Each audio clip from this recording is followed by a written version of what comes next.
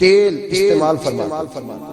اللہ کے محبوب علیہ السلام اپنے بالوں کے درمیان سے مانگ نکالتے تھے، آدھے بال ایک طرف ہوتے تھے آدھے ایک طرف ہوتے تھے، اور صحابہ فرماتے ہیں کئی دفعہ حضور امامہ اتارتے تو ان بالوں کے بیچ جو خوشبو لگی ہوتی اس کا رنگ بھی ہم دیکھا تھا۔ حضور صاف لباس پسند کرتے۔ ایک شخص کو حضور نے دیکھا، اس نے میلے کچیلے کپڑے پہنے تو حضور نے ٹھنڈی آہ بھری، فرمایا کاش یہ دھو کے کپڑے پہنے۔ ایک شخص کو دیکھا بال بکھرے ہیں، کنگھی نہیں کی، تو حضور فرمانے لگے کاش یہ کنگھی کر لیتا۔ نفاست پسند آدمی پہ نا بوجھ بنتا ہے۔ جو آدمی، آپ کو پتہ ہے کہ امام شافعی تو فرماتے ہیں جمعے والے دن غسل کرنا واجب ہے، ماتے غسل نہ کرے تو جمعہ ہی نہیں ہوگا۔ اگرچہ ہمارے امام صاحب کے نزدیک سنت ہے۔ یہ سنت کب بنا؟ ایک دن نہ بہت سارے لوگ اپنے اپنے کام سے اٹھے مسجد میں آ گئے، مسجد نبوی میں۔ کوئی کسان تھا تو کھیت سے اٹھ کے آ گیا، کوئی مزدور تھا تو مزدوری سے اٹھ کے آ گیا۔ تو مسجد میں جب بہت سارے لوگ جمع ہوئے نا تو بعض لوگوں کو دقت محسوس ہوئی، تو رسول کریم علیہ السلام نے فرمایا کتنا ہی اچھا ہو کہ تم جمعے والے دن نہا کے آیا کرو۔ بس وہ صحابہ کا مزاج ہمارے والا نہیں تھا کہ تفصیل بتائیں، حکمت بتائیں، ملے گا کیا، ثواب کتنا، نہ نہائے تو گناہ، یہ کوئی نہیں۔ حضور نے کہا کہ نہا کے آؤ تو کتنا ہی اچھا ہے۔ پھر کسی صحابی نے کبھی بھی بغیر غسل کیے جمعہ ادا ہی نہیں کیا، کسی نے بغیر غسل کے کبھی جمعہ ادا ہی نہیں کیا نا۔ اسلام بڑا خوبصورت دین ہے۔ حضور نے فرمایا جو کچا پیاز کھائے وہ مسجد نہ آئے، پہلے مسواک کرے، دانت صاف کرے پھر آئے۔ نبی پاک صلی اللہ علیہ وسلم نے فرمایا جو کچی مولی کھائے مسجد نہ آئے۔ مولی کھانا جائز ہے، پیاز کھانا جائز ہے، لیکن منہ سے بدبو آتی۔ نبی پاک علیہ السلام کا ظاہری غسل کیا بات ہے۔ میلاد مبارکہ میں نبی پاک علیہ السلام کی جو چیز بڑی کھل کے واضح آتی ہوتی ہے وہ رسول اللہ کا حسن و جمال ہے۔ آپ کی والدہ سیدہ طیبہ طاہرہ حضرت سیدہ آمنہ رضی اللہ تعالی، اماں جی کہتی ہیں کہ میرے محبوب جب میرے بطن اقدس میں آئے تو جو تکالیف عورتوں کو ہوتی ہے مجھے ان میں سے کوئی تکلیف بھی نہیں ہوئی،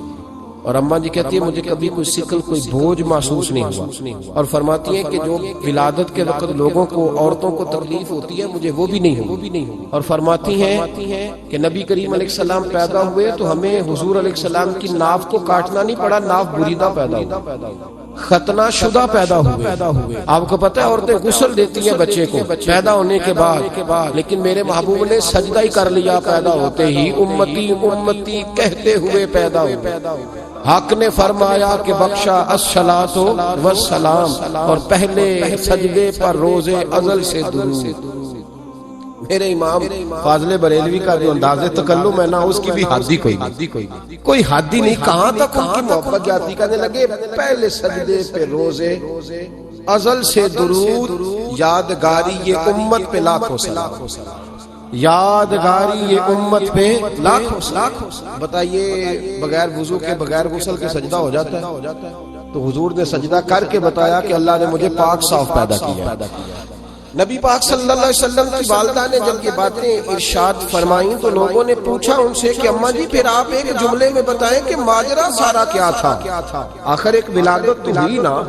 آپ کے وجود اطہر سے ایک بچہ تو نکلا، تو یہ کیا تھا؟ تو سیدہ آمنہ فرمانے لگی خرج منی نور، بس میرے وجود سے ایک نور نکلا، بس میرے وجود سے ایک اور روشنی آتی جاتی ہے تو کسی کو تکلیف نہیں دیتی، ایک نور نکلا۔ میرے رسول کریم علیہ السلام کو ظاہری حسن بھی کمال دیا تھا، حضور کی نفاست پسندی، صفائی پسندی۔ نبی پاک جب بات کرتے تھے نا تو حضور کے دانتوں سے نور نکلتا، اس کے باوجود حضور ہر وضو کے لیے مسواک کرتے۔ میں نے ہر نماز کے لیے نہیں کہا، میں اپنے لفظوں کا ذمہ دار۔ اس کے لیے بولے آپ ہر وضو کے لیے، یعنی اگر نبی پاک نے وضو نماز کے لیے کیا تب بھی مسواک کی، اور اگر قرآن شریف کی تلاوت کے لیے کیا تو پھر بھی مسواک کی، کسی اور موقع کے لیے وضو فرمایا تو پھر بھی مسواک۔ اور سیدہ عائشہ فرماتی ہے جب بھی حضور گھر سے نکلنے لگتے پہلے مسواک فرمایا۔ حالانکہ رسول پاک کے دندان اقدس تو نور والے تھے، ضرورت ہی نہیں تھی ہماری تعلیم کے لیے نفاست پسندی۔ ایک بات میں نے شروع کرنی ہے پر آپ نے ناراض نہیں ہونا، پہلے وعدہ کر جڑے نہیں بولے انہوں نے ہو جانا ہے۔ چلو ہو جائے کوئی گل خیر ہو جائے آپ ہو جائے آپ نبی پاک نے بڑی مونچھیں نہیں پسند حضور کو اچھی نہیں لگتی ایک بات پوچھتا ہوں آپ سے یہ درد دل ہے میرا اور صرف سمجھانے کے لیے عرض کر رہا ہوں کوئی تنقید نہیں اللہ تعالیٰ مجھے نیت کا وضو عطا کرے ایک بات بتانا اگر بہو کھانا پکا کے لائے اور سالن سے بال نکل آئے تو پھر اس کا کیا حال ہوتا ہے کئی تو بوڑھے پلیٹ اٹھا کے دیوار میں مارتے ہیں ایسا ہی ہوتا ہے نا یہ کیا ہے اور اگر کبھی روٹی سے نکل آئے تو بیوی صاحبہ کا کیا حال ہوتا ہے یہ کوئی طریقہ ہے کھانا پکانے کا اور اللہ تعالیٰ معاف کرے اگر کبھی ہوٹل میں چلے جائیں امیر لوگ 15,000 کا ڈنر کرنے تو وہاں کسی سالن کی پلیٹ سے بال نکل آئے تو پھر تو پیسے کیا دینے ہیں پھر تو ان کو اور جرمانہ ہو جائے یہ تو سارے بال نکل آئے تو مشکل اور ویسے بھی جو نفاست ہے نا طبیعت کی اس پر بوجھ بنتا ہے بال کھانے میں ہو آٹے میں ہو تو بوجھ بنتا ہے تو بڑی مونچھوں والا دوست بھائی بزرگ جب پانی پیے گا تو بال پانی میں جائیں گے کہ نہیں جائیں گے حکیم اور ڈاکٹر کہتے ہیں کہ کینسر کے مرض کا خطرہ ہے اب باقی بھی راضی نہ ہو حضور نے بڑی مونچھیں بھی پسند نہیں کی اور چھوٹی داڑھی بھی پسند نہیں کی حضور نے فرمایا داڑیاں بڑھاؤ مونچھوں کو پست کرو مشرکین کی مخالفت کرو اور ایک مقام پہ رسول پاک علیہ السلام نے یہاں تک فرمایا کہ جو مونچھیں پست نہیں کرتا وہ ہم میں سے ہے ہی نہیں نے سخت لفظ ایک صحابی تھے آپ یقین کریں نا کئی دفعہ دوستوں کو کہنا پڑتا ہے اور کئی دفعہ نا مجھے محسوس ہوتا ہے کہ یار ہم روز ہی کہتے ہیں لیکن کہتے پتہ کیوں ہے کہ بوجھ بنتا ہے وہ بندہ جو اس طرح کی تباہ کے ساتھ جو حضور نے پسند نہیں کیا ایک شخص نبی پاک کے سامنے آیا قاضی عبدالدائم دائم صاحب نے لکھا ہے بڑی خوبصورت بات لکھی ہے کہنے لگے حضور کے سامنے وہ اکثر آیا کرتا تھا تو مونچھیں بڑی تھی حالانکہ داڑھی بھی بڑی تھی مونچھیں بھی بڑی تھی 2-4 دفعہ حضور نے باتوں تات اللفظ سمجھایا کچھ بندے نہیں سمجھتے تات اللفظ سمجھاؤ یا بڑا کھول کے سمجھاؤ پر بات سمجھنے کو تیار نہیں ہو پتہ نہیں کیا ایسا حسن ہے بھئی جو حسن نبی پاک نے پسند نہیں کیا وہ کبھی حسن ہو سکتا ہے کبھی خوبصورتی ہو سکتی ہے وہ کسی کا ذاتی کلچر تو ہو سکتا ہے پر دین کی تہذیب نہیں نبی کریم علیہ السلام نے کئی دفعہ سمجھایا تو ان کی سمجھ میں بات نہ آئی ایک دن وہ بیٹھے ہوئے تو حضور نے ایک صحابی سے فرمایا کینچی لاؤ کہنے لگے میں سمجھ گیا کہ میرے ساتھ کچھ ہونے لگا ساتھ ہی حضور نے فرمایا ایک مسواک بھی لانا کہنے لگے میں نے کہا بچت ہو گئی میرے تو دانت صاف ہے تو یہ شاید اس کی بات ہونے لگی ہے جس کے دانت بھی ٹھیک نہیں دونوں چیزیں جب آ گئی نا تو حضور اٹھے اور نبی پاک نے مسواک ان کے ہونٹوں پہ رکھی اسی سے آگے ہونٹوں کے اوپر مسواک رکھ کے تو اوپر سے حضور نے مونچھیں کاٹی فرمایا یہ نہ ایسا کرو یہ چیز مجھے پسند نہیں حضور نے نفع سے پسندی کو اب تو اللہ تعالیٰ خیر کرے ملانگ آ گیا مارکیٹ میں ملانگ درویشی فقیری اور ان کے پاس رش بھی زیادہ ہے ان کے درباروں پہ بھی رش زیادہ ہے جی کہتے ہیں حضرت صاحب درویش بھئی روٹی تو پورے ٹائم پہ کھاتا ہے مونچھیں کٹوانے میں ہی درویش ہو گیا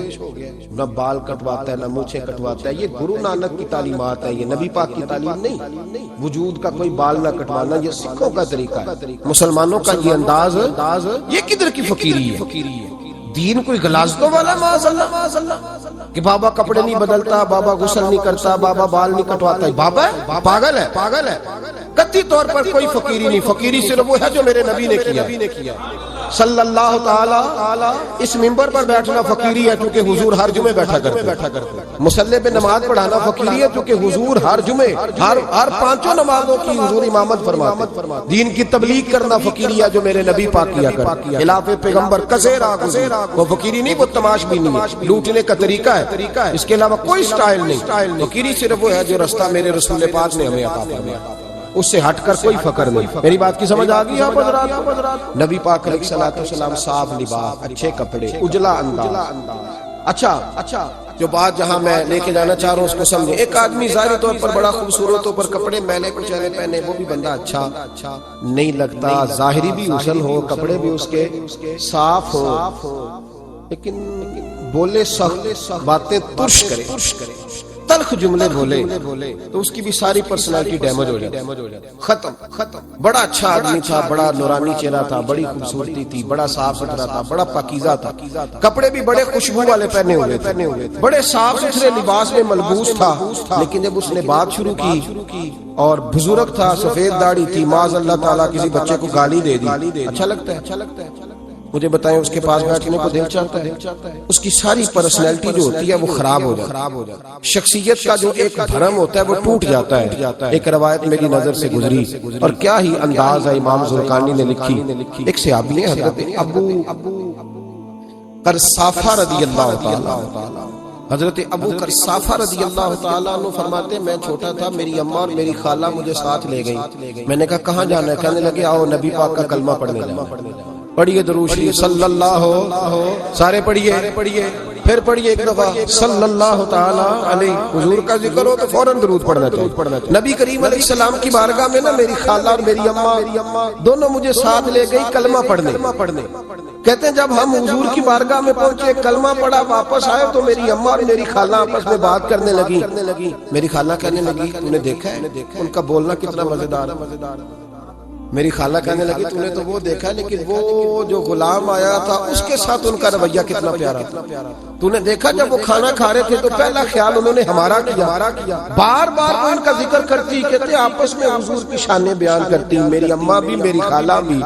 بالآخر بات لمبی ہو گئی تو میری اماں بولی، کہنے لگی بس کر، ہم کتنی عظمتیں بیان کریں گے، مجھے تو 3 باتیں سمجھ میں آئی۔ کتنی 3 باتیں مجھے سمجھ میں آئی ہیں۔ کہا وہ کیا؟ کہنے لگی ما رأینا مثل هذا الرجل احسن وجها ولا القى صوبا ولا البنا کلاما۔ کہنے لگی مجھے تو 3 باتیں سمجھ میں آئی ہیں کہ نہ اتنا خوبصورت چہرے والا کوئی شخص دیکھا ہے اور نہ اتنے صاف کپڑوں والا کو دیکھا ہے اور نہ ہی اتنی میٹھی بولی بولنے والا کوئی دیکھا ہے۔ تینوں باتوں کی کمال ہے، ظاہری حسن بھی کمال، کپڑوں کی صفائی بھی کمال، اور رسول پاک کا بولنا بھی کمال، لب و لہجے میں مٹھاس بھی خوبصورتی والی۔ یہ اصل حسن ہے کہ ظاہراً بھی انسان بڑا منزہ ہو، باطناً بھی بڑا صاف ستھرا۔ میرے رسول پاک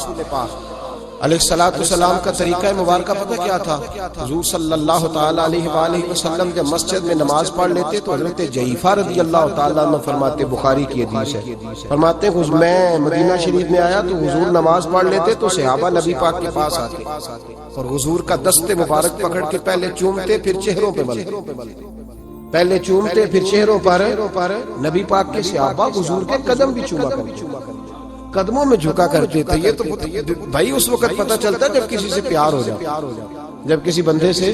میں اکثر مثال دیا کرتا ہوں، اکثر کسی کا بچہ پیشاب کرے تو کہہ آتی ہے، الٹی آتی ہے، لیکن اپنا بچہ بالوں میں بھی کر دیتا، پھر کوئی کہہ نہیں آتی کیونکہ اپنا ہے نا، پیار ہو گیا۔ اب وہ کیفیت